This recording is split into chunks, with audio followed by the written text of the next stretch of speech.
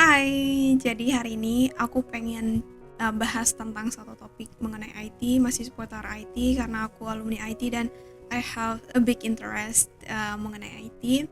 So, aku pengen sharing mengenai apa aja variasi karir atau pekerjaan di bidang IT kalau kamu lulusan IT atau orang yang sedang pengen cari pekerjaan bidang IT atau orang yang baru kuliah di IT dan pengen memetakan nanti mau kerja apa ya supaya dari sekarang kalian udah bisa mempersiapkan diri. Oh, kalau misalnya jadi programmer atau mau jadi UI UX design, aku harus fokus ke mata kuliah apa gitu. So, banyak orang yang mengira bahwa lulusan IT itu pasti menjadi programmer. Tapi sebenarnya ternyata jurusan IT itu ada luas banget, ada banyak banget. Cuma terkadang kita nggak tahu spesifik penyebutan, oh kalau misalnya orang yang mengolah data itu mereka kerjanya di bidang apa, kita nggak tahu namanya apa gitu. So hari ini aku pengen breakdown mengenai pekerjaan IT secara spesifik dan aku udah kelompokin menjadi beberapa kategori. So this is really interesting because aku dapatnya dari buku yang aku temuin di kantor aku. So wow, ini pengetahuan yang cukup menarik untuk aku share. Hai, aku Indah. Kalau kalian masih belum tahu atau kalian baru di sini, aku start over my YouTube channel again karena sempat vakum beberapa tahun yang lalu. So mulai lagi di bidang IT, which is this is my background karena aku kuliah pun di jurusan IT dan sekarang kerja sebagai IT business analyst di suatu perusahaan. So kita breakdown apa aja sih pekerjaan yang bisa kita ambil ketika kita lulus dari jurusan IT. Di sini mungkin akan ada 20 lebih alternatif pekerjaan IT, cuma karena itu ada banyak banget jadi aku breakdown per kategori. So, ada sebenarnya aku buat 6 kategori. Yang pertama itu ada kategori software engineering, kemudian ada kategori product management, data science, dan juga ada infrastructure dan security, terus ada service operation dan IT governance.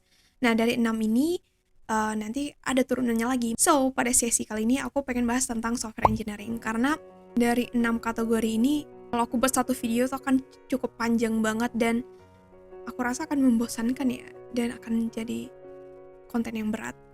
Kalau masih ada yang belum tahu software engineering itu apa, aku akan jelasin sedikit. Jadi software engineering itu basically adalah orang yang bertugas untuk membuat software atau aplikasi di HP kita atau di device kita seperti komputer atau di website. Aku pengen spill sedikit tentang SDLC. Jadi dalam pembuatan software itu ada yang namanya software development life cycle.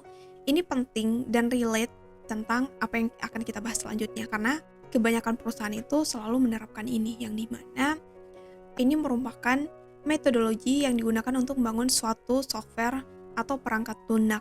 Nah di sini itu nanti akan ada urutan siapa aja yang bertugas di fase awal, di fase berikutnya, dan seterusnya gitu. Jadi SDLC itu ada 6 tahapan ya seperti di gambar ini. Tahapan pertama itu ada planning, kemudian analisis, design, terus ada implementation, ada testing dan integration, kemudian ada maintenance. Nah, pada fase-fase ini, semua yang bertugas itu berbeda-beda. Jadi nggak semua dikerjakan oleh programmer. Jadi ada banyak orang yang bertugas pada fase masing-masing. Oke, ayo kita mulai. Di fase planning dan analisis itu siapa sih yang bertugas? Nah, pada umumnya yang bertugas di fase ini adalah analis, baik itu sistem analis atau business analis. Jadi kan sebelum kita buat software itu, kita harus tahu dulu yang diinginkan oleh user itu apa sih? Mereka pengen sistemnya seperti apa? Apakah untuk jual tiket pesawat, atau jual barang online, atau untuk booking hotel, atau apa gitu. Nah, yang bertugas untuk menentukan kebutuhan dari aplikasi yang pengen dibangun itu adalah analis. Dan mereka nggak cuma komunikasi dengan user, mereka juga mendokumentasikan dalam bentuk dokumen. Biasanya dokumen yang mereka produksi itu ada FSD, ada BRD, ada SRS, ada banyak sih sebenarnya. Cuma nggak semua itu dipakai sebenarnya dalam proses membuat software perangkat lunak. Kemudian rate gajinya berapa, dan ini penting banget untuk kalian tahu. Kita cek di Glints, oke? Nah, terkait rate salary untuk sistem analis, kita bisa lihat di Glints. Nah, berikut beberapa referensi salary yang ditawarkan oleh beberapa perusahaan berdasarkan yang ditampilkan pada Glints. Jadi untuk masing-masing orang biasanya tergantung ke experience dari orang tersebut. Jika kita masih fresh graduate, tidak jarang yang menawarkan UMR. Cuma jangan khawatir karena tentunya gaji itu akan menyesuaikan dengan experience kita dan juga skill kita. Nah, untuk IT Business Analyst sendiri, kita bisa lihat rate salary-nya juga terlihat seperti sebagaimana yang ditampilkan pada tampilan di sini. Nah, biasanya perusahaan seringkali menentukan atau melakukan penawaran gaji itu berdasarkan last salary kita atau gaji terakhir kita. Pada fase selanjutnya itu adalah fase desain. Dan orang yang bertugas pada fase ini adalah seorang UI UX designer. Nah, kalau kalian hobi ngedesain dan kalau kalian punya pengalaman desain grafis dan kalau kalian berpikir kalian bisa jadi UI UX designer, itu sangat salah karena itu berbeda konsepnya. Sangat beda banget. Kalau kalian udah terjun ke UI UX design, itu sama sekali nggak ada ilmu desain grafik kalian masuk ke UI UX gitu. Mungkin ada ya sedikit gitu. So, siapa sih si UI UX design ini? UI UX design ini adalah orang yang bertugas untuk mendesain sistem yang sudah si analis ini rangkum dan dokumentasikan kebutuhannya. Misalnya, setelah analis memproduksi dokumen yang mereka gathering hasil bertemu dengan user, seperti dokumen-dokumen kebutuhan sistem yang user inginkan, seorang UI UX designer akan mendesain untuk memastikan bahwa benar nggak sih yang user itu inginkan seperti ini untuk memvisualkan keinginan user.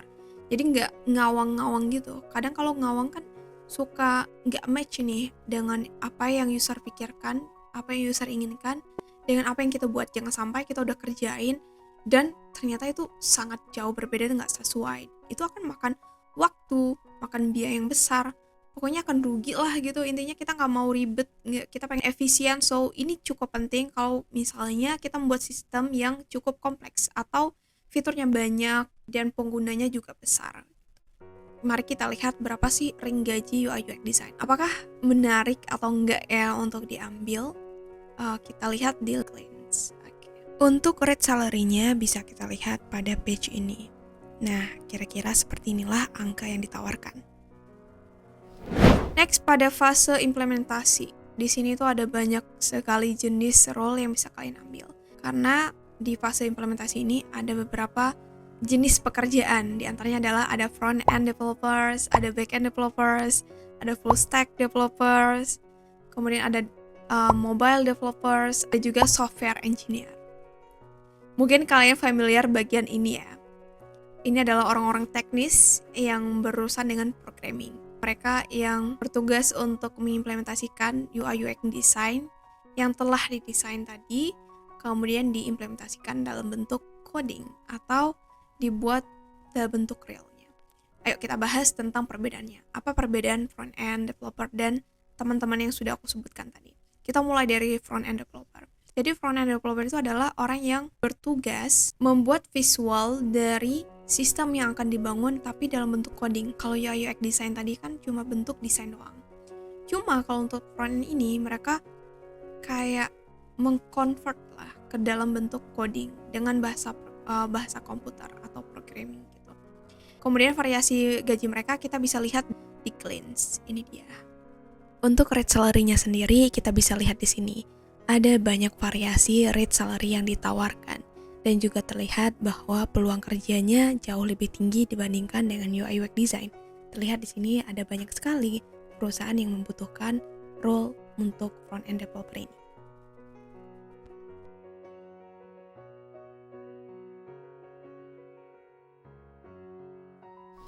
Next, ada back-end developers. Back-end developers itu adalah orang yang bertugas untuk mengerjakan logik aplikasi dan mengatur jalur data sehingga data bisa disajikan di halaman front-end dan mengelola database sebuah sistem.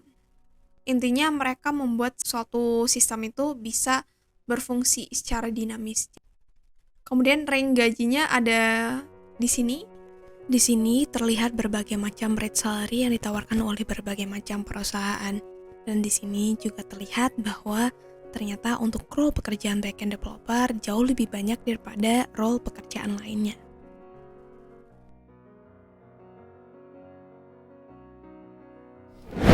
Kemudian nextnya ada role full stack developer. Full stack developer itu adalah orang yang bertugas dia jadi front end iya, jadi back end iya, dan ini menurut aku berat banget. Sekarang itu banyak perusahaan juga membuka lowongan spesifik gitu untuk jadi front end atau jadi back end. So kalau bisa dipisah ngapain ngambil dua-duanya? Toh gajinya juga nggak jauh berbeda. Kalau mau tahu rank gajinya nih, di sini kita lihat ya.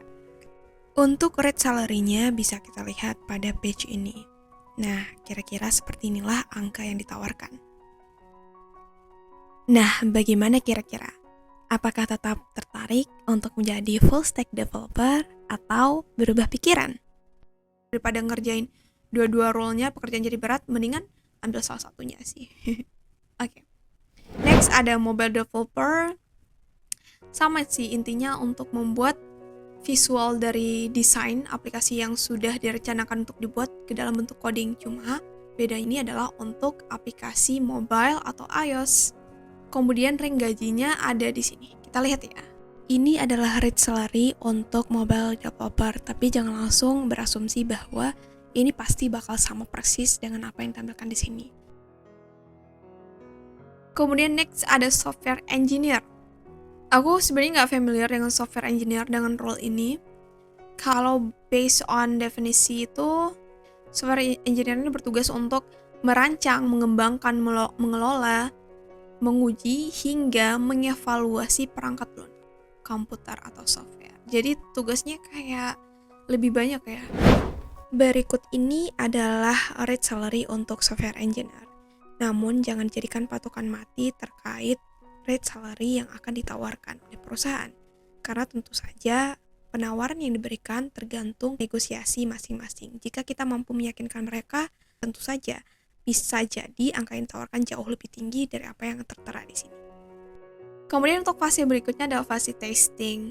Nah, orang yang bertugas pada fase ini pun berbeda. Jadi ada orang tersendiri yang melakukan testing. Biasanya role pekerjaan testing ini disebut dengan Software Quality Assurance atau SQA. Ada juga yang nyebut QA tester.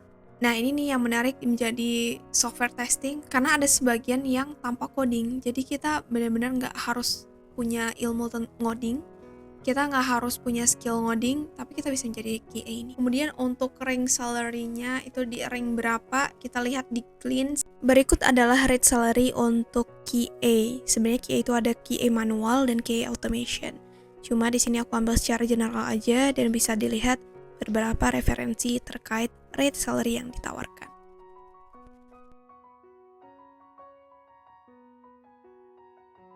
Dan last one, ini ada fase terakhir itu maintenance. Maintenance ini adalah fase dimana kita cuma tinggal maintenance aja aplikasi yang udah dibangun, seperti memelihara agar sistemnya itu tidak ada bug, tidak ada error, dan selalu terupdate sesuai dengan perkembangan masa. Kalau untuk orang yang bertugas itu adalah ya semua tadi mereka bekerja ulang, seperti kayak misalnya analis ya, mungkin mereka nganalisa apa aja sih yang harus diupdate, UI UX design, apa aja sih yang perlu didesain, ditambahin ya segala macam, sama lah gitu. Untuk sesi kali ini kita cuma bahas tentang software engineering aja. Untuk next sesinya kita bahas tentang product management. So aku harap ini bermanfaat dan kalian suka. Kalau kalian suka, please comment dan like, share, subscribe. Okay, bye.